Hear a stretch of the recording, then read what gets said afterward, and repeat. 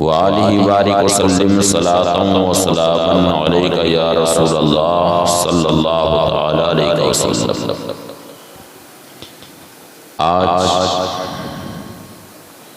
مسلسل دوسری بار مدرسہ نوریہ فضل العلوم کے سالانہ جلسہ دستار بندی میں شرکت کی سعادت حاصل ہوئی۔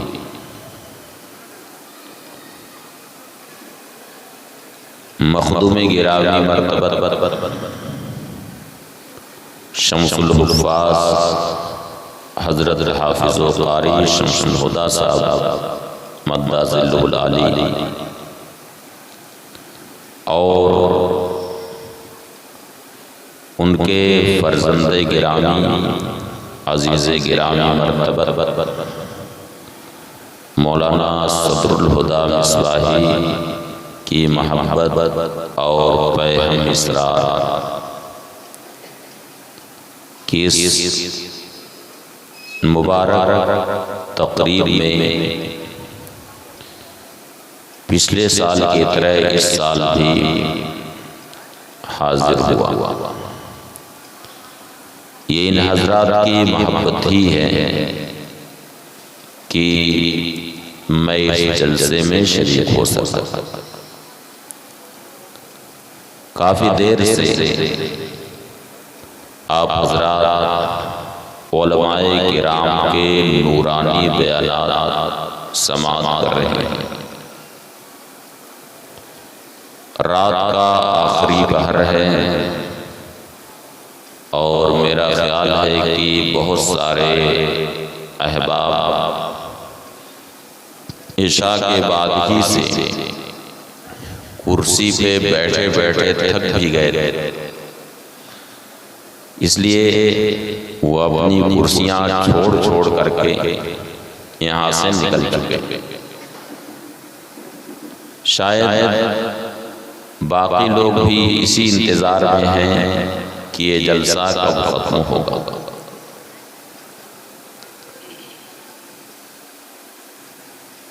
جلسہ اور اس طرح کی تقریبات جو ہوتی ہیں،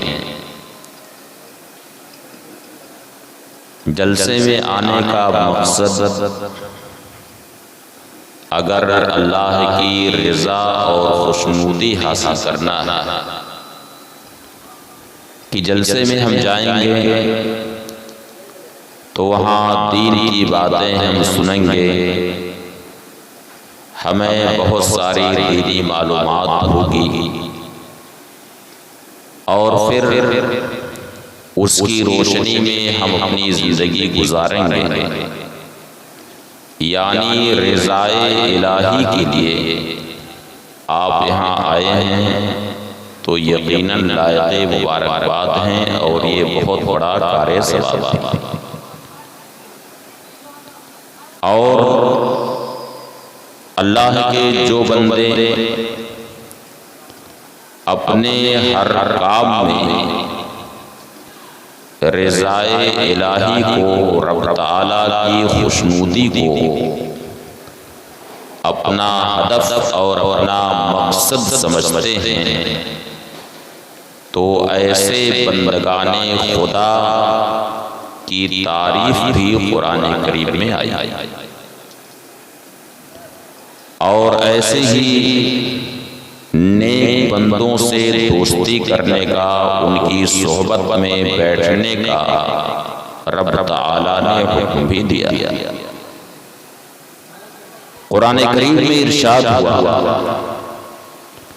وَاصْبِرْ نَفْسَكَ مَعَ الَّذِينَ يَدْعُونَ رَبَّهُمْ بِالْغَدَاةِ وَالْعَشِيِّ۔ اے بندے تم ان کی صحبت میں بیٹھو، ان کے ساتھ رہو، ان کی مجلس میں رہو، جو اپنے رب کو صبح و شام پکارتے ہیں۔ رب تعالیٰ کے ذکر سے ہمیشہ رطب اللسان رہتے ہیں، ان کی زبان تر و تازہ رہتی ہے، ان کی زبان پر کلمہ طیبہ کا ورد رہتا ہے، اللہ کے ذکر سے ان کی زبان تر و تازہ رہتی ہے۔ تم ایسے لوگوں کے ساتھ انہی کی صحبت میں بیٹھو۔ یریدون وجہ، وہ بندے ایسے ہوتے ہیں جو ہر کام میں اللہ کی رضا اور اس کی خوشنودی ہی چاہتے ہیں، ان کا مقصد رضائے الہی کے علاوہ کچھ بھی نہیں ہوتا۔ کھانا کھاتے ہیں، آپ بتائیے کھانا کس لیے کھاتے ہیں؟ جب بھوک لگتی ہے تو کھانا کس لیے کھاتے ہیں؟ کہ بھوک لگی ہے کھانا کھا لیں، بھوک برداشت نہیں ہو رہی ہے کھانا کھا لیں، خواہش ہوتی ہے کہ یہ کھا لیں وہ کھا لیں۔ مگر اللہ کے نیک بندوں کی شان یہ ہوتی ہے کہ کھانا وہ پیٹ بھرنے کے لیے نہیں کھاتے، بلکہ وہ کھانا اس لیے کھاتے ہیں کہ ہم کھانا کھائیں گے تو ہمارے جسم میں طاقت آئے گی، اور جب طاقت آئے گی تو ہم صحیح طریقے سے نماز پڑھ سکتے ہیں، ہم روزہ رکھ سکتے ہیں، صحیح طریقے سے ہم اللہ کی عبادت کر سکتے ہیں۔ جب ہمارے جسم میں طاقت رہے گی تبھی ہم صحیح طریقے سے رکوع کر سکتے ہیں، صحیح طریقے سے سجدہ کر سکتے ہیں۔ ورنہ اگر جسم کمزور ہو گیا، گھٹنے میں تکلیف ہو گئی، تو بتائیے آدمی صحیح سے نماز پڑھ سکتا ہے؟ کیسے پڑھے گا نماز؟ کرسی پر بیٹھ کے۔ تو اللہ کے نیک بندوں کی شان یہ ہوتی ہے کہ ہر کام میں وہ رضائے الہی چاہتے ہیں، رضائے الہی کے علاوہ ان کا کوئی اور مقصد نہیں ہوتا۔ یہاں تک کہ وہ شادیاں بھی جو کرتے ہیں، تو ہماری آپ کی شادی ہوتی ہے تو خوش رہتے ہیں کہ شادی ہو رہی ہے، بیوی آئے گی گھر میں، دلہن آئے گی۔ مگر اللہ کے نیک بندے شادی اس لیے کرتے ہیں کہ ہم شادی کر لیں گے تو نبی کریم صلی اللہ علیہ وسلم کی سنت پر ہم عمل کر لیں گے۔ نبی کریم صلی اللہ علیہ وسلم کا ارشاد ہے، النکاح من سنتی فمن لم یعمل بسنتی فلیس منی، نکاح کرنا میری سنت سے ہے، جو میری سنت پر عمل نہ کرے وہ اس سے نہیں۔ تو نیک بندوں کی یہ پہچان ہوتی تھی کہ ہر کام میں،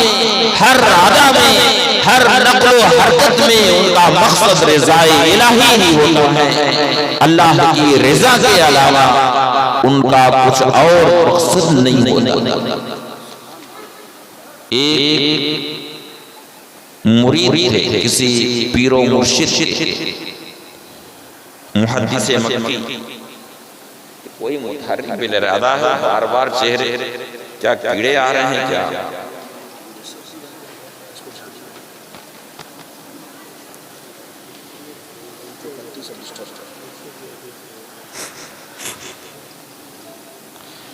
چلیے بیٹھیے۔ ایک شخص تھا، وہ کسی پیر و مرشد کا مرید تھا۔ آدمی سنی صحیح العقیدہ ہوتا ہے تو کسی نہ کسی پیر کے ہاتھ پر اپنا ہاتھ دے دیتا ہے، ان کے ہاتھ پر بک جاتا ہے، اور مرشد بھی اپنے پیر پر نظر بھی رکھتے ہیں، دنیا اور آخرت سنوارنے کے لیے اپنے مرید کی اصلاح و تربیت کرنا یہ مرشد کا کام ہوتا۔ تو ایک شخص نے بڑا خوبصورت مکان بنایا ہے۔ محدث مکی حضرت ملا علی قاری رحمۃ اللہ تعالی علیہ فرماتے ہیں کہ ایک شخص تھا، اس نے بڑا خوبصورت محل بنایا ہے۔ جب مکان بن کر کے تیار ہوا تو اس نے سوچا کہ اب اس مکان کا ادگھاٹن ہونا چاہیے، افتتاح ہونا چاہیے۔ آپ بھی مکان بناتے ہیں تو افتتاح کرتے ہیں، ادگھاٹن کرتے ہیں، جسے کیا کہتے ہیں؟ گھر بوس کرنا کہتے ہیں۔ اس نے سوچا کہ مکان میرا بن کر کے تیار ہو گیا ہے، اب میں اپنے مکان کے افتتاح کے لیے، اس کے ادگھاٹن کے لیے کسی بزرگ شخصیت کو بلاؤں۔ پھر اس نے سوچا کہ میں تو ایک مرشد کے ہاتھ پہ بچ چکا ہوں، میں ایک مرشد کا مرید ہوں، کیوں نہ اپنے پیر و مرشد کو اپنے مکان کے افتتاح کے لیے دعوت دوں۔ پیر و مرشد کو دعوت کہ حضور میں نے ایک مکان بنایا ہے، میری خواہش ہے کہ آپ میرے مکان میں تشریف لے آئیں، میرے مکان میں اپنا مبارک قدم آپ رکھیں اور دعا کریں۔ پیر و مرشد نے دعوت قبول کر لی، اپنے مرید کے مکان میں وہ تشریف لے گئے۔ جب آدمی مکان بناتا ہے تو اسے اپنا مکان دکھانے کا شوق بھی بہت ہوتا ہے، کسی کو بھی لے جاتا ہے تو دکھاتا ہے کہ یہ دیکھیے میں نے بیڈ روم بنایا ہے، یہ میرے گھر کی لان ہے، یہ کچن ہے، یہ فلاں روم ہے، بہت شوق سے اپنا مکان ہر آدمی دکھاتا ہے، اچھا لگتا ہے دکھاتا۔ وہ پیر و مرشد کو اپنے مکان میں بلایا، پیر و مرشد تشریف لے گئے۔ اس مرید نے پہلے اپنے پورے مکان میں اپنے مرشد کو ٹہلایا، اپنے مرشد سے کہا کہ حضور یہ دیکھیے، یہ میرا کچن ہے، یہ میرا بیڈ روم ہے، یہ گھر کی لان ہے، حضور یہ دیکھیے یہ میں نے یہاں پہ کھڑکی اس طریقے سے لگائی ہے، یہاں پہ میں نے روشن دان لگایا ہے۔ پیر و مرشد پورے مکان میں گئے، ہر کمرے میں تشریف لے گئے، سارے کمروں کو جب ملاحظہ کر لیا تو اپنے مرید سے کہا کہ مرید اب ذرا تو میرے ساتھ بیٹھ جا۔ بیٹھایا اپنے سامنے اپنے مرید، پھر مرید سے پوچھا کہ مرید یہ بتا لماذا فتحت الطاقہ، یعنی یہ روشن دان تم نے یہاں پہ کیوں لگایا، کیا مقصد ہے تیرا روشن دان لگانے کا؟ یہ سوال آپ سے کیا جائے کیا جواب دیں گے آپ؟ لگ رہا ہے کہ سونے لگے، دیکھیں یہ بھی سو رہے ہیں وہ بھی سو رہے ہیں، سمجھ میں آ رہا ہے کہ تھک گئے ہیں آپ لوگ سنتے سے۔ اگر آپ سے سوال کیا جائے کہ روشن دان آپ نے کیوں لگایا ہے تو کیا جواب دیں گے؟ روشنی کے لیے اور ہوا کے لیے۔ روشن دان کس لیے لگاتے ہیں؟ روشنی اور ہوا آنے جانے کے لیے۔ جب پیر و مرشد نے اپنے مرید سے پوچھا کہ لماذا فتحت الطاقہ، اے مرید یہ بتا یہ روشن دان تم نے کیوں لگایا ہے، کیا تیرا مقصد ہے؟ اس نے وہی جواب دیا جو ابھی آپ نے جواب دیا۔ اس نے جواب دیا لدخول الہواء وشمول الضیاء، یعنی حضور میں نے یہ جو کھڑکی لگائی ہے، یہ روشن دان جو لگایا ہے، یہ ہوا اور روشنی کے لیے میں نے لگایا کہ میرے مکان میں ہوا آئے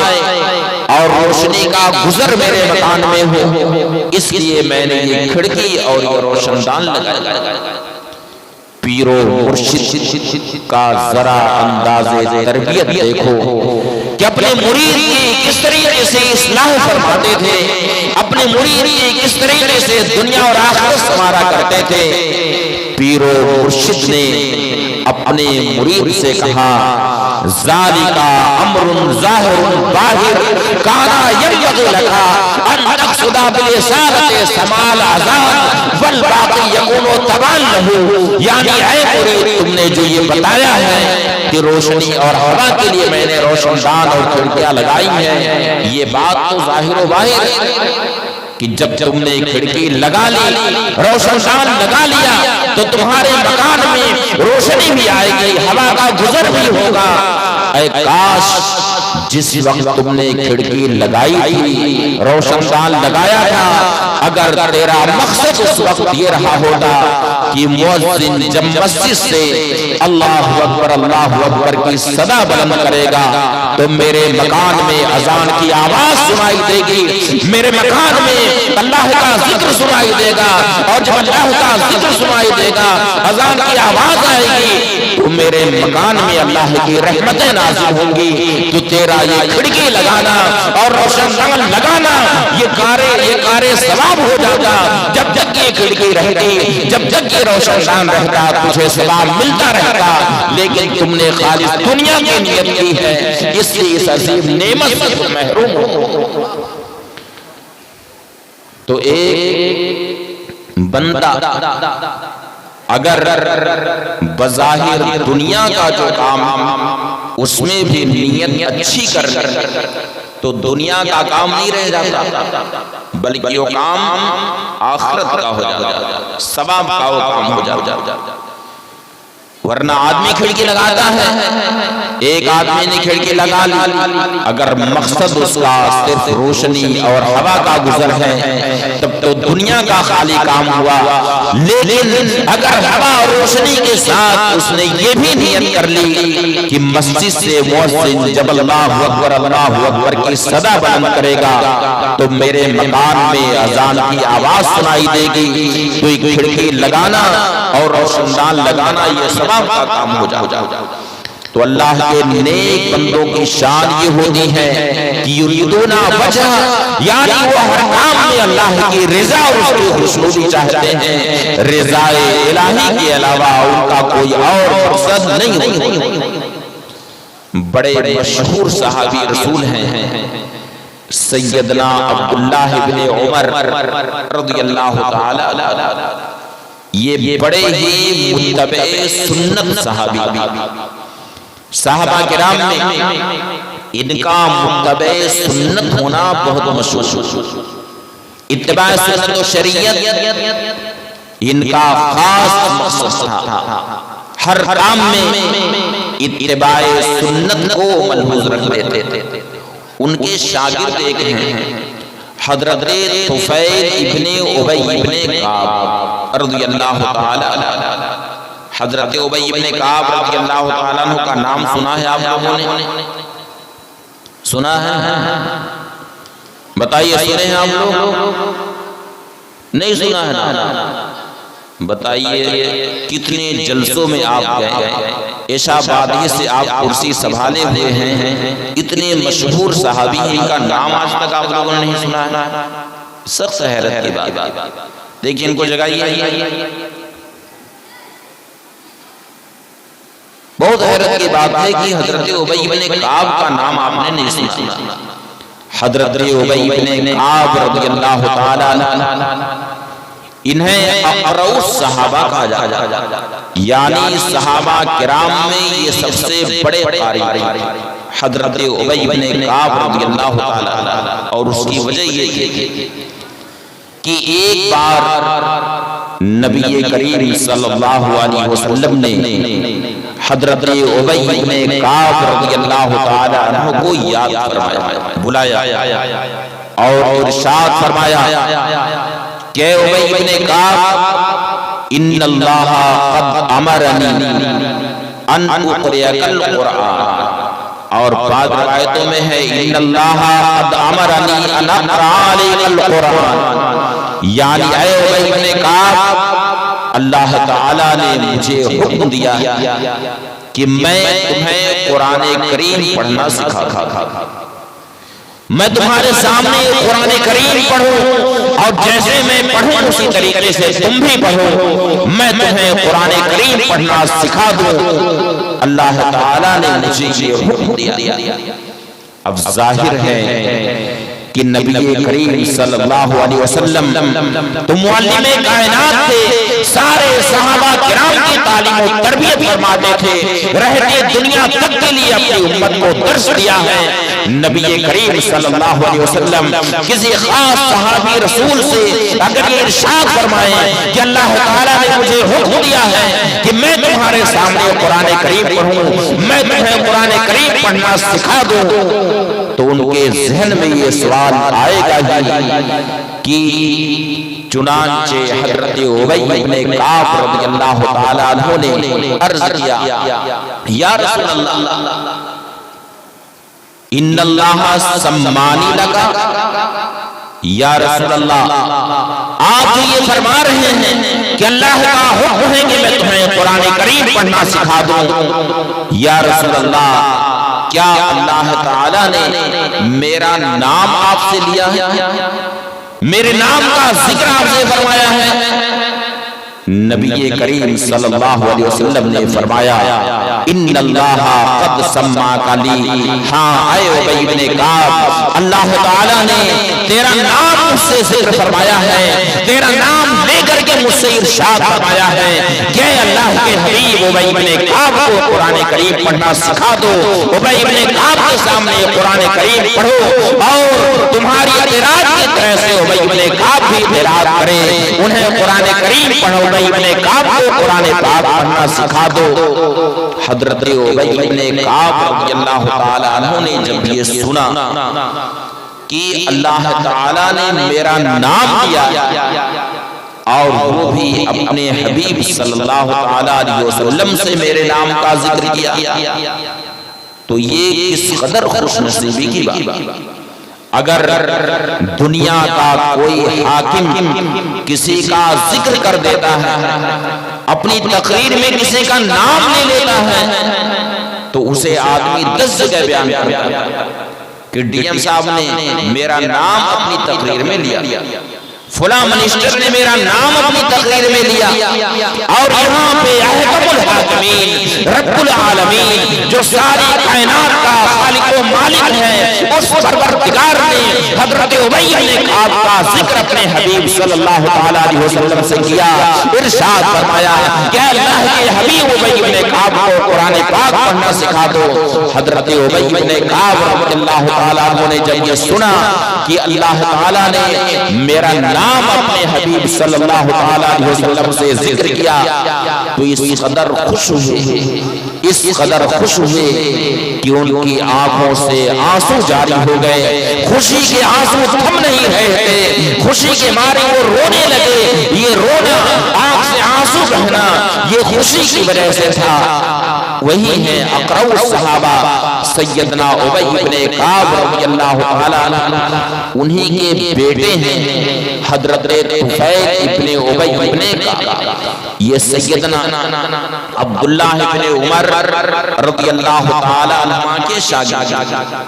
ان کے پاس جاتے تھے حدیثیں پڑھنے کے لیے، ان سے حدیث شریف پڑھا کرتے تھے جاتے، روزانہ ان کے بارگاہ میں حاضر ہوتے اور ان سے درس حدیث لیا کرتے، اور جب درس مکمل ہو جاتا تھا تو سیدنا عبداللہ بن عمر رضی اللہ تعالیٰ عنہما حضرت طفیل ابن ابی بن کعب کو اپنے ساتھ بازار لے کر کے جاتے، جب پڑھا لیتے درس پورا ہو جاتا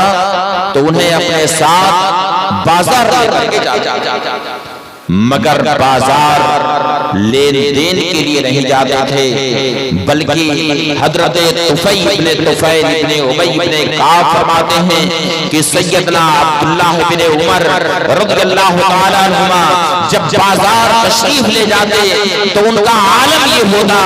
کہ جس آدمی کے پاس سے گزرتے اسے سلام کرتے اور سلام کر کے پھر آگے بڑھ جاتے، کوئی بچہ ملتا اسے سلام کیا، سلام کر کے آگے بڑھ جاتے۔ آپ لوگ وہیں سائے میں بیٹھیے، برآمدے میں بیٹھ کے سنیے، وہیں سے ٹھیک ہے،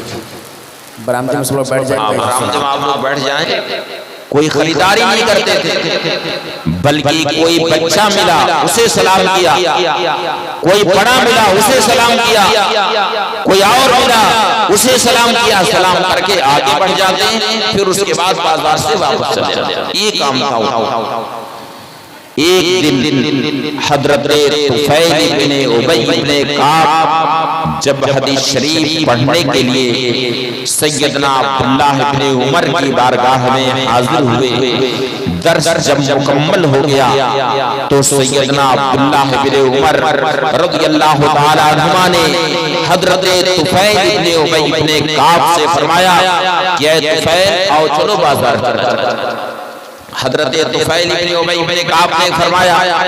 انہوں نے عرض کیا کہ وما تصنع فی السوق، یعنی بازار میں آپ کیا کریں گے؟ انتا لا تقفو علی البیع ولا تسأل عن السلع ولا تصوم بها ولا تقفو فی مجلس من مجالس السوق، یعنی حضور آپ بازار چل کر کے کیا کریں گے؟ آپ تو بازار میں کسی سامان کو نہ خریدتے ہیں، نہ کوئی سامان بیچتے ہیں، نہ کسی سامان کی قیمت پوچھتے ہیں، نہ بازار میں کہیں آپ بیٹھتے ہیں جا کر کے، بلکہ آپ بازار میں چلتے رہتے ہیں، جو ملتا ہے اسے سلام کرتے ہیں، سلام کر کے آگے بڑھ جاتے ہیں۔ آپ تو بازار کا کوئی کام نہیں کرتے ہیں، بازار کے لوگ اپنی ضرورت کے لیے جاتے ہیں، سامان کی خریداری کے لیے جاتے ہیں، یا جو تاجر ہوتے ہیں وہ سامان اپنا بیچنے کے لیے جاتے ہیں، اپنا سودا بیچنے کے لیے جاتے ہیں، اور آپ تو بازار میں کوئی کام بازار کا نہیں کرتے ہیں۔ آپ نہ تو وہاں کوئی سامان خریدتے، نہ کوئی بھاؤ کرتے ہیں، نہ ہی کسی دکان کے پاس آپ ٹھہرتے ہیں۔ ما تصنع فی السوق، آپ بازار چل کر کے کیا کریں گے؟ اجلس بنا نتحدث، یعنی حضور آپ یہیں پر تشریف رکھیں، کم از کم آپ یہاں پر بیٹھیں گے تو آپ سے ہم لوگ حدیث شریف سنیں گے، حدیث شریف کا درس آپ دیں گے تو اب ہم حدیثیں یاد کریں گے، آپ سے احادیث کریمہ کو ہم سنیں گے تو اپنے سینے میں محفوظ کریں گے، یہ اس سے اچھا کام ہے۔ اس لیے حضور بازار چلنے سے کیا فائدہ؟ سیدنا عبداللہ ابن عمر رضی اللہ تعالی عنہ نے فرمایا کہ یا ابا بکر، یعنی اے پیٹ والے، انہیں محبت میں سیدنا عبداللہ ابن عمر ابو بطن کہتے ہیں، یعنی پیٹ والے۔ کیوں کہتے تھے؟ اس لیے کہ ان کا پیٹ سینے سے تھوڑا سا اوپر کو نکلا ہوا۔ نبی کریم صلی اللہ علیہ وسلم کے شمائل کریمہ میں یہ ہے کہ کانا بطنہ و صدرہ علی السوا، یعنی نبی کریم صلی اللہ علیہ وسلم کا سینہ اقدس اور شکم اقدس بالکل ایک برابر، یعنی شکم اقدس نہ باہر کو نکلا ہوا اور نہ اندر، بلکہ سینہ اقدس اور شکم اقدس دونوں بالکل ایک برابر۔ اور حضرت طفیل ابن ابی ابن کعب کا پیٹ یہ سینے سے تھوڑا سا اوپر کو نکلا ہوا، یعنی پیٹ نکلا ہوا، اس لیے انہیں ابو بطن کہتے ہیں، یعنی اے پیٹ والے۔ سیدنا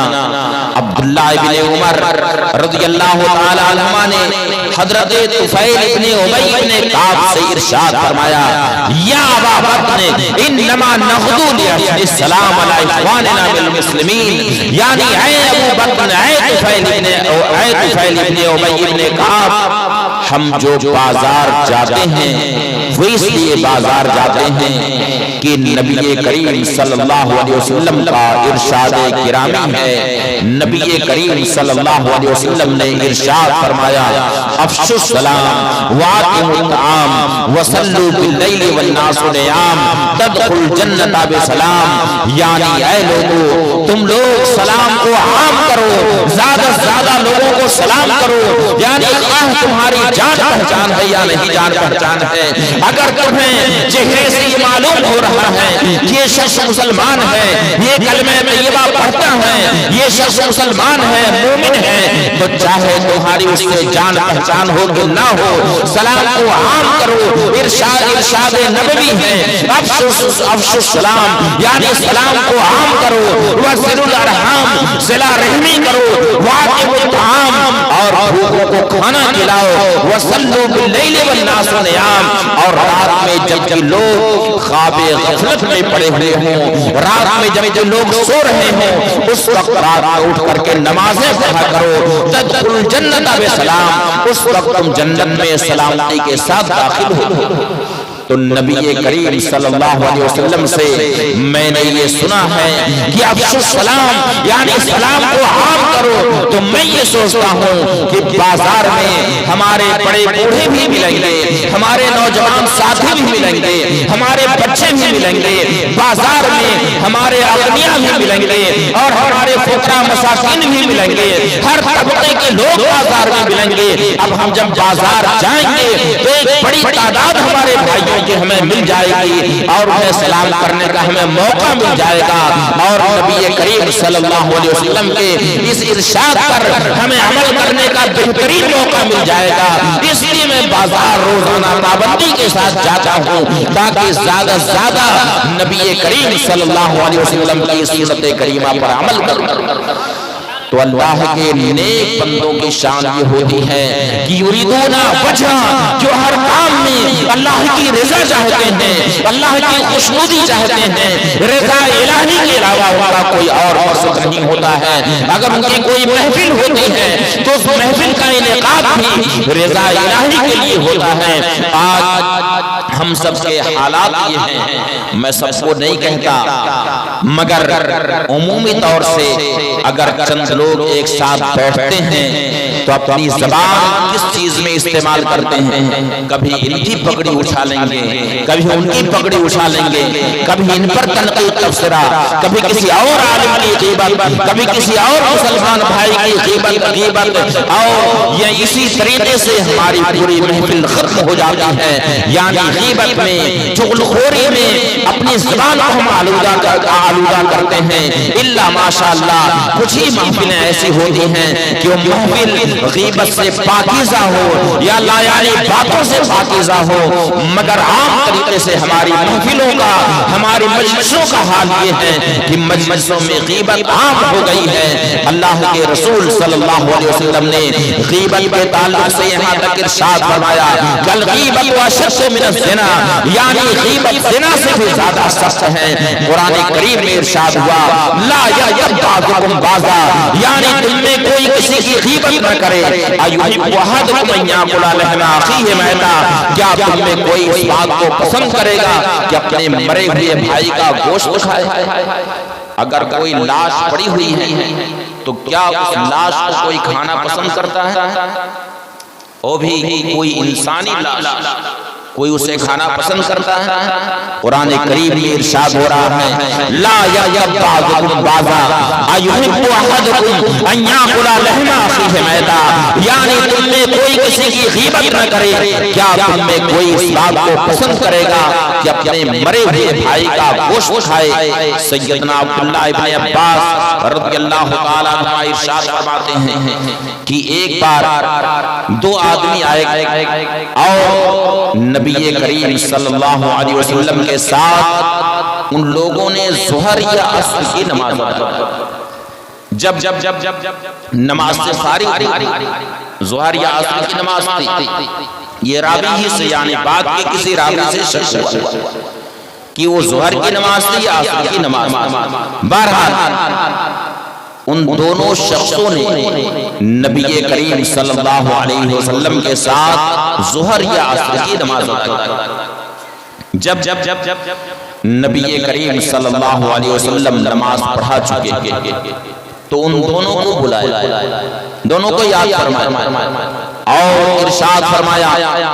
کہ عیدا وضوءکما وصلاتکما وقضیا صومکما یومن آخر، یعنی تم دونوں پھر سے وضو کرو اور پھر سے نماز پڑھو،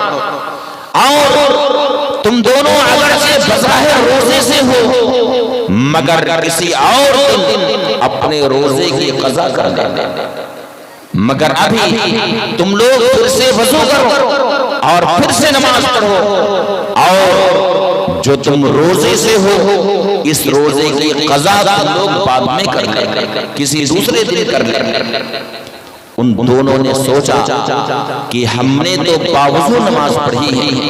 اور وہ بھی سید الانبیاء کی اقتداء میں ہم نے نماز پڑھی ہے، نبی کریم صلی اللہ علیہ وسلم کی اقتداء میں ہم نے نماز ادا کی ہے۔ آخر کیا وجہ ہے کہ نبی کریم صلی اللہ علیہ وسلم ہم سے ارشاد فرما رہے ہیں کہ تم دونوں پھر سے وضو کرو اور پھر سے نماز ادا کرو، اور صرف نماز کے دوبارہ پڑھنے کا حکم نہیں ہوا بلکہ ساتھ ہی ساتھ نبی کریم صلی اللہ علیہ وسلم یہ بھی ارشاد فرما رہے ہیں کہ وَقْضِيَا صَوْمَكُمَا، یعنی اپنے روزے کی قضا بھی بعد میں کر لینا، یعنی روزہ بھی گویا کہ ہمارا صحیح نہیں ہوا۔ ان دونوں نے نبی کریم صلی اللہ علیہ وسلم سے عرض کیا لما یا رسول اللہ، یا رسول اللہ ہمارے لیے یہ حکم کیوں ہو رہا ہے کہ ہم پھر سے وضو کریں اور پھر سے نماز ادا کریں اور روزے کی قضا بعد میں کریں؟ نبی کریم صلی اللہ علیہ وسلم نے ارشاد فرمایا کہ تم دونوں نے اگرچہ میری اقتداء میں نماز ادا کی ہے، لیکن یہ بتاؤ کہ کیا تم دونوں نے فلاں شخص کی غیبت نہیں کی ہے؟ تم دونوں نے فلاں کی غیبت نہیں کی ہے؟ تم دونوں نے فلاں کی غیبت کی ہے، اور جب غیبت کی ہے تو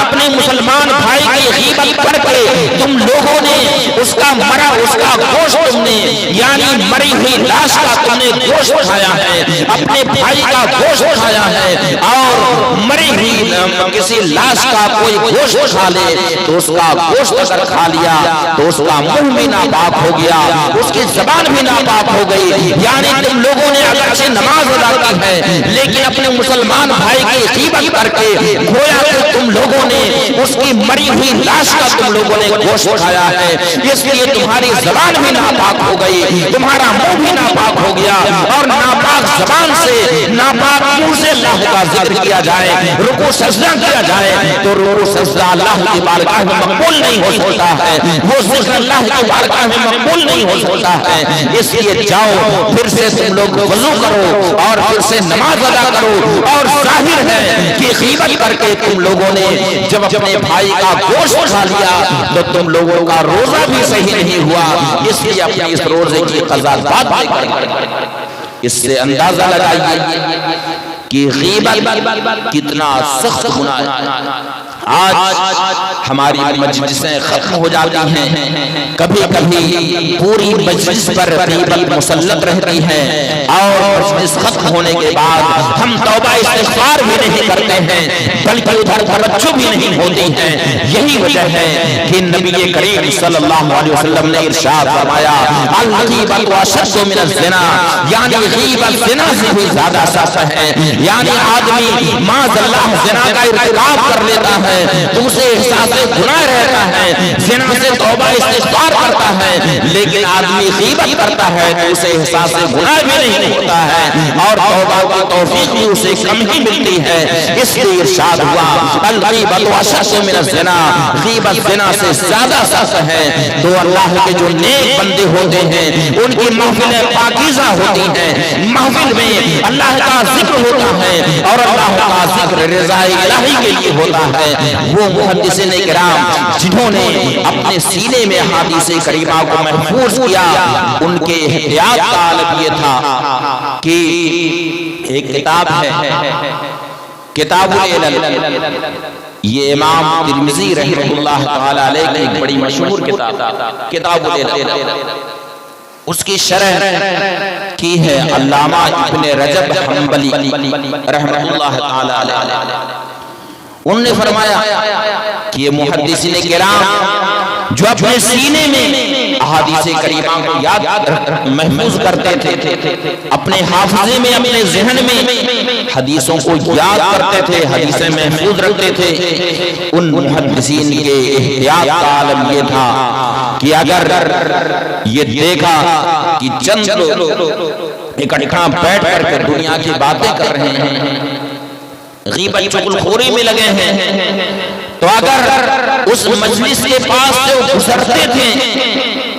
تو فرمایا کہ محدثین کرام اپنے کانوں میں روئی ٹھوس لیا گیا، روئی بھر لیا گیا، وہ یہ سوچتے تھے کہ میرا وہ حافظہ جس حافظے میں احادیث کریمہ کا اتنا مقدس ذخیرہ محفوظ ہے، میں اس حافظے میں یہ لغو لایعانی باتوں کو میں محفوظ کروں، یہ نہیں ہو سکتا ہے۔ تو اپنے حافظے کو بھی ویسا پاکیزہ رکھتے تھے حدیث کریمہ کو یاد کرنے کے لیے کہ وہ اپنے کانوں سے غیبت، چغلخوری اور لایعانی باتوں کو سننا بھی گوارا نہیں کرتے تھے۔ وہ اللہ کے ایسے بندے تھے کہ ہر کام میں ان کا مقصد رضا الہی ہوتا تھا۔ یریدون وجہ، وہ اللہ کی رضا اور اس کی خوشنودی چاہتے ہیں، رضا الہی کے علاوہ ان کا کوئی اور مقصد نہیں ہوتا۔ سنن ابی داؤد شریف کی حدیث شریف ہے، سیدنا سعد ابن ابی وقاص رضی اللہ تعالی عنہ فرماتے ہیں، سیدنا سعد ابن ابی وقاص رضی اللہ تعالی عنہ یہ وہ صحابی رسول ہیں جو عشرہ مبشرہ میں سے، یعنی ان 10 صحابہ کرام میں سے ایک ہیں جن کو نبی کریم صلی اللہ علیہ وسلم نے دنیا میں ہی جنت کی بشارت دے دی، جن کا تذکرہ امام اہل سنت اعلیٰ حضرت امام محمد رضا خان قدس سرہ نے اس طرح سے کیا ہے۔ وہ 10 جن کو جنت کا مژدہ ملا، اس مبارک جماعت پہ لاکھوں سلام۔ تو یہ ان 10 صحابہ کرام میں سے ایک ہیں۔ سیدنا سعد ابن ابی وقاص رضی اللہ تعالیٰ عنہ فرماتے ہیں کہ مریض تو آما حجت الوداع مرضن اشفیت فیہ الموت، یعنی حجت الوداع کے ساتھ جب میں نبی کریم صلی اللہ علیہ وسلم کے ساتھ مکہ مکرمہ آیا تو میں بیمار پڑ گیا مکہ مکرمہ آیا۔ حجت الوداع کے ساتھ جبکہ صحابہ کرام کو یہ معلوم ہوا، جس نے جہاں سے بھی سنا کہ نبی رحمت صلی اللہ علیہ وسلم اس سال حج کے لیے جا رہے ہیں، تو جس کو جہاں بھی خبر ملی وہیں سے نکل گیا۔ چنانچہ میدان عرفات میں اس سال 1,00,000 سے زائد صحابہ کرام کی تعداد تھی۔ بعض نے کہا کہ 1,14,000 صحابہ کرام تھے، بعض نے کہا 1,24,000 صحابہ کرام تھے۔ بہرحال اس پر تو سب کا اتفاق ہے کہ 1,00,000 سے زائد صحابہ کرام میدان عرفات میں تھے، جنہوں نے اپنے سر کی آنکھوں سے جمال نبوت کا دیدار کیا تھا۔ تو اس وقت سیدنا سعد ابن ابی وقاص رضی اللہ تعالیٰ عنہ بیمار ہو گئے۔ خود فرمایا کہ مریض عاما حجت الوداع مرضن اشفیت فیہ الموت، حجت الوداع کے ساتھ میں ایسا بیمار ہوا کہ میں نے اپنے بارے میں موت کا اندیشہ، مجھے اپنے بارے میں یہ خوف ہونے لگا کہ اب شاید میرا آخری وقت آ گیا، اب میں نہیں بچوں، اب میری موت آئے گی۔ فرماتے ہیں فعادنی رسول اللہ صلی اللہ علیہ وسلم، نبی کریم صلی اللہ علیہ وسلم میری عیادت کے لیے تشریف لے آیا۔ میں نے نبی کریم صلی اللہ علیہ وسلم سے عرض کیا، یا رسول اللہ انا لی مالا کثیرا ولیسا یرثنی الا ابنتی، یا رسول اللہ میرے پاس بہت سارا مال، اللہ نے مجھے بہت مالدار کیا، میرے پاس بہت ساری دولت ہے، یا رسول اللہ میرے وارثین میں میرے پاس بس میری بیٹی، لڑکے بھی تھے لیکن ان کا مقصد یہ کہ ذوی الفروض میں میرے پاس بس میری بیٹی، بیٹا تو اسبہ ہوتا، یہ سب علماء کرام سمجھتے تھے۔ انہوں نے عرض کیا کہ یا رسول اللہ میرے وارثین میں میری بس ایک بیٹی ہے، افا اسی بے مالی کلہ، یا رسول اللہ کیا میں اپنے سارے مال کی وصیت اپنی بیٹے کے لیے کر دوں؟ نبی کریم صلی اللہ علیہ وسلم نے فرمایا کہ نہیں، پورے مال کی وصیت بیٹی کے لیے نہیں کر سکتے۔ پھر انہوں نے عرض کیا فبالثلثین یا رسول اللہ، یا رسول اللہ کیا اپنے مال کے 2/3 حصے کی وصیت اپنی بیٹی کے لیے کر سکتا ہوں؟ نبی کریم صلی اللہ علیہ وسلم نے فرمایا کہ نہیں، 2/3 مال کی بھی وصیت بیٹی کے لیے نہیں کر سکتے۔ پھر انہوں نے عرض کیا فبالشطر یا رسول اللہ، یا رسول اللہ کیا آدھے مال کی وصیت اپنی بیٹی کے لیے کر سکتا ہوں؟ نبی کریم صلی اللہ علیہ وسلم نے فرمایا کہ لا، آدھے مال کی بھی وصیت بیٹی کے لیے نہیں کر سکتے۔ پھر انہوں نے عرض کیا فبالثلث یا رسول اللہ، یا رسول اللہ کیا 1/3 مال کی وصیت بیٹی کے لیے کر سکتا ہوں؟ نبی کریم صلی اللہ علیہ وسلم نے ارشاد فرمایا الثلث والثلث کثیر، کہ ہاں 1/3 مال کی وصیت اپنی بیٹی کے لیے کر سکتے ہو، اور 1/3 مال بھی زیادہ ہے۔ اور پھر ارشاد فرمایا اے سعد ابن ابی وقاص انکا ان تذر ورثتک اغنیاء خیر من ان تذرهم عالة یتکففون الناس، یعنی اے سعد بن ابی وقاص تم اپنے وارثین کو مالدار بنا کر کے دنیا سے جاؤ، یہ اس بات سے بہتر ہے کہ تمہارے وارثین تمہارے بعد محتاج رہیں، تنگ دست رہیں، لوگوں کے سامنے دستے سوال پھیلائیں۔ اس کا مطلب یہ ہوا کہ اس سے سب کو درس دینا چاہیے۔ کچھ لوگ یہ سوچتے ہیں کہ مرنے سے پہلے میں اپنی ساری جائیداد مدرسے میں دے دوں گا، کہ ناراض رہتا اپنے بچوں سے تو سوچتا ہے کہ میں اپنی ساری جائیداد فلاں کو دے دوں گا، اپنی ساری جائیداد فلاں جگہ دے دوں گا، یعنی اپنے بچوں کو نہیں دوں گا۔ اس حدیث شریف سے سب کو درس دینا چاہیے۔ نبی رحمت صلی اللہ علیہ وسلم ارشاد فرماتے ہیں انکا ان تترکا ورثتک خیر من ان تذرهم عالة یتکففون الناس، یعنی اے سعد ابن ابی وقاص تم اپنے وارثین کو مالدار بنا کر کے دنیا سے جاؤ، یہ اس بات سے بہتر ہے کہ تمہارے وارثین تنگ دست رہیں، محتاج رہیں، لوگوں کے سامنے دستے سوال دراز کریں۔ اے سعد ابن ابی وقاص اس کا مطلب یہ ہے کہ تم اپنے وارثین کے لیے کچھ مال چھوڑ کر کے جاؤ۔ پھر نبی کریم صلی اللہ علیہ وسلم نے ارشاد فرمایا اے سعد ابن ابی وقاص انکا لن تنفق نفقۃ فی سبیل اللہ تبتغی بها وجہ اللہ الا اجرت علیہا۔ اے سعد ابن ابی وقاص تم اللہ کی راہ میں رضا الہی کے لیے اپنا جو بھی مال خرچ کرو گے اس پر اللہ تعالیٰ تمہیں اجر و ثواب عطا فرمائے گا، حتی لما ترفعها الی فی امرأتک، یہاں تک کہ اگر رضا الہی کے لیے محبت سے تم اپنے ہاتھ سے ایک لقمہ اپنی بیوی کے منہ میں ڈال دو تو یہی تمہارے لیے اجر صدقہ ہے۔ کرنا ہمیشہ اپنے دل میں اللہ کا خوف رکھنا۔ انکم اخذتموہن بکلمۃ اللہ انکم اخذتموہن بامان اللہ واستحللتم فروجہن بکلمۃ اللہ۔ اے لوگوں یہ عورتیں جو تمہاری بیویاں بن کر کے تمہارے گھروں میں آئی ہیں یہ حقیقت میں اللہ کی امانت ہے جو اللہ نے تمہاری بیوی کی شکل میں تمہیں عطا کیا ہے، اور جب یہ اللہ کی امانت ہے تو امانت الہیہ کا احترام کرنا یہ اللہ کی امانت ہے، اور جب اللہ کی امانت ہے تو ان کا احترام کرنا، ان کی عزت کا پاس و لحاظ رکھنا، انہیں گھر کی نوکرانی مت سمجھنا بلکہ اللہ کی امانت کے طور پر انہیں دیکھنا۔ اللہ کی امانت بن کر کے تمہارے گھر میں آئی ہیں، واستحللتم فروجہن بکلمۃ اللہ، اور کلمہ اسلام کی بنیاد پر یہ تمہارے لیے حلال ہوئی ہیں۔ اور دوسری حدیث شریف میں ارشاد ہوا اب دنیا کلھا متاع وخیر متاع الدنیا المرأۃ الصالحہ، ساری دنیا نفع اٹھانے کا سامان ہے، بڑھنے کا سامان ہے، اور دنیا کی سب سے بہتر پونجی نیک بیوی ہے، نیک عورت ہے۔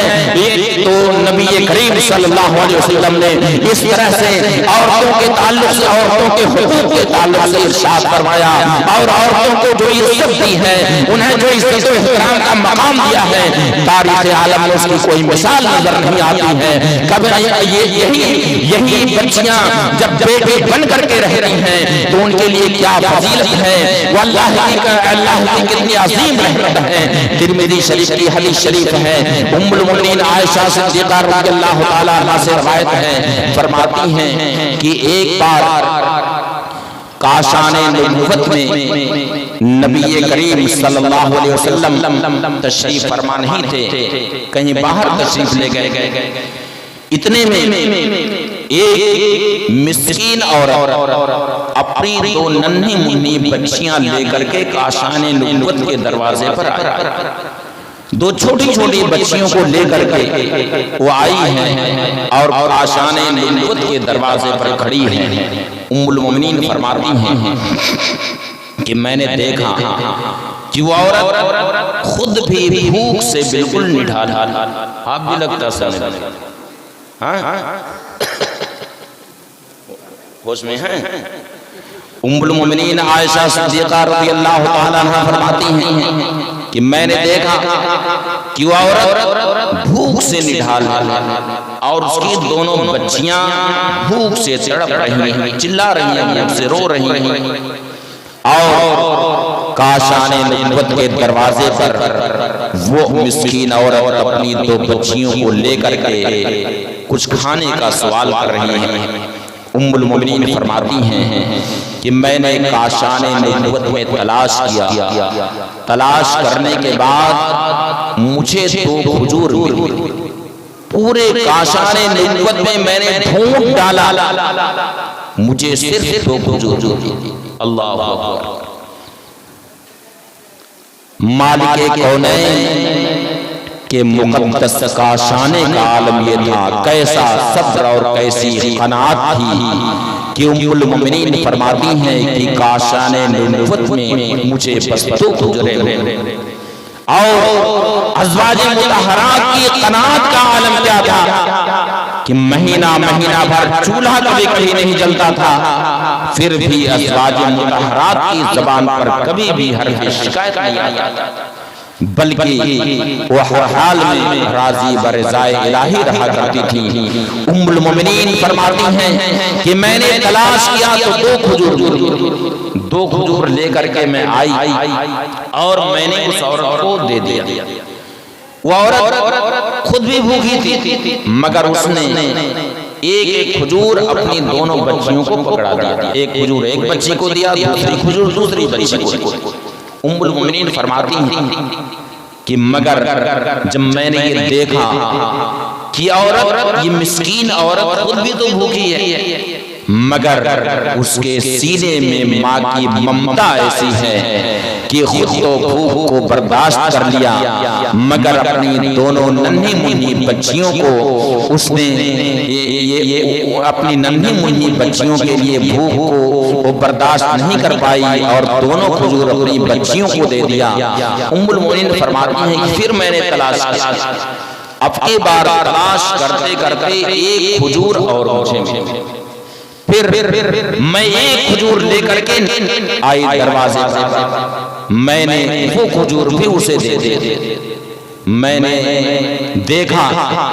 کہ اس عورت نے وہ کھجور خود کھانے کے لیے اپنے منہ کے قریب کرنا چاہا، مگر جب اس عورت نے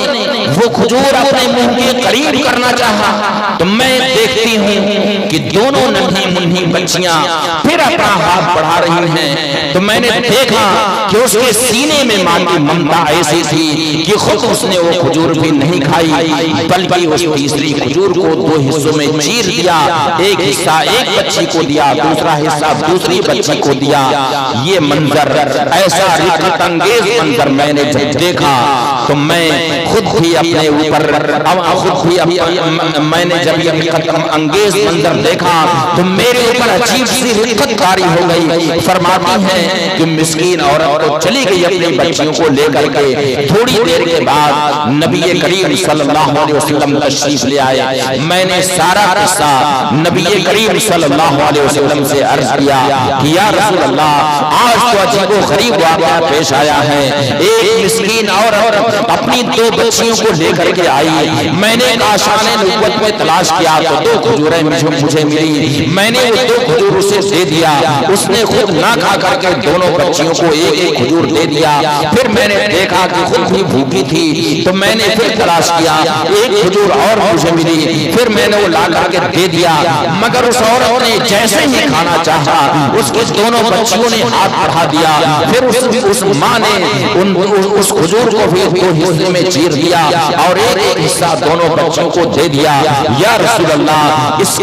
اس کی وجہ سے میرے اوپر بھی ایک رقت سی طاری ہے۔ نبی کریم صلی اللہ علیہ وسلم نے ام المؤمنین عائشہ صدیقہ رضی اللہ تعالی عنہا سے ارشاد فرمایا کہ اے عائشہ، تمہیں معلوم ہے ان اللہ قد اوجب لها بهما الجنہ، یعنی اے عائشہ، اس مسکین عورت نے جو آج ان دونوں بچیوں کے لیے کاشان نبوت پر آ کر کے جو کھانے کا سوال کیا اور اسے جو 3 کھجوریں ملی اور خود نہ کھا کر کے اپنی بچیوں کو کھلا دیا، اپنے لیے اس نے بھوک کو برداشت کر لیا مگر اپنے بچیوں کو بھوکا نہیں رہنے دیا، اپنی بچیوں کو 3 کھجوریں کھلا دی۔ اللہ تعالیٰ کو اس کی یہی ادا اتنی پسند آئی ہے، ایسے مقبول ہو گئی اس کی ادا اللہ کی بارگاہ میں کہ اللہ تعالیٰ نے ان دونوں بچیوں کی وجہ سے اس عورت کے لیے جنت کو واجب کر دیا ہے۔ وہ عورت جنتی ہے، وہ جنتی عورت ہے۔ اللہ تعالیٰ نے ان دونوں بچیوں کی برکت سے اللہ تعالیٰ نے اس کے لیے جنت کو واجب کر دیا ہے۔ تو اسلام نے عورتوں کو جو عزت دی ہے، یہی جب بیٹی کی شکل میں ہوتی ہے تو اس بیٹی کو اللہ نے کیسی عزت عطا فرمائی ہے۔ اللہ کے رسول صلی اللہ علیہ وسلم نے بیٹیوں کو سراپا رحمت قرار دیا ہے۔ ارشاد فرمایا، نبی کریم صلی اللہ علیہ وسلم نے ارشاد فرمایا کہ من علی ثلاثہ بنات او مثلہن من الاخوات، یعنی جس نے 3 بچیوں کی کفالت کی یا 3 بہنوں کی کفالت کی اور ان بچیوں کے ساتھ اس نے حسن سلوک کیا، ان کے ساتھ احسان کیا، ان کی تعلیم و تربیت کی، انہیں کھلایا پلایا اور انہیں پہنایا اور جو کچھ ہو سکا وہ اپنی استطاعت کے مطابق ان کی ضروریات کو پورا کیا، حتی یغنیہن اللہ، یہاں تک کہ اللہ تعالیٰ ان بچیوں کو غنی کر کے یعنی وہ بچیاں اپنے گھر والی ہو جائیں، کننا لہو سترا و حجابا من النار، تو ہی بچیاں قیامت کے دن عذاب جہنم سے پردہ ہو جائیں گی، عذاب جہنم سے یہی بچیاں آڑ ہو جائیں گی، یہاں تک کہ اگر عذاب کے فرشتے اسے جہنم کی طرف لے جانا چاہیں گے تو وہی بچی سامنے آ کر کے کھڑی ہو جائے گی اور وہ بچی عذاب کے فرشتوں سے کہے گی کہ میری ماں کو عذاب میں مت مبتلا کرو، اسے جہنم میں مت لے جاؤ۔ پھر اگر عذاب کے فرشتے آگے لے کر کے جائیں گے تو دوسری بچی آگے کے سامنے کھڑی ہو جائے گی، تو ہی بچیاں اس کے لیے عذاب جہنم سے نجات کا سامان بنیں گی، نجات کا ذریعہ بنیں گی۔ یہ عزت اور وقار مذہب اسلام نے جو بچوں کو عطا فرمایا ہے، اس کی مثال تاریخ عالم میں نظر نہیں آتی ہے۔ اللہ تعالیٰ سے دعا ہے کہ ہم سب کو توفیقات خیر سے نوازے۔ وقت بہت ہو گیا ہے اور ابھی دستار بندی بھی باقی ہے، ابھی دستار حفاظ کرام کا حسین منظر بھی آپ لوگوں کو اپنے سر کی آنکھوں سے دیکھنا ہے۔ میں نے جو کچھ عرض کیا اس میں جو حق و ثواب ہے وہ اللہ رب العزت کی طرف سے ہے، اللہ تعالیٰ اسے قبول فرمائے۔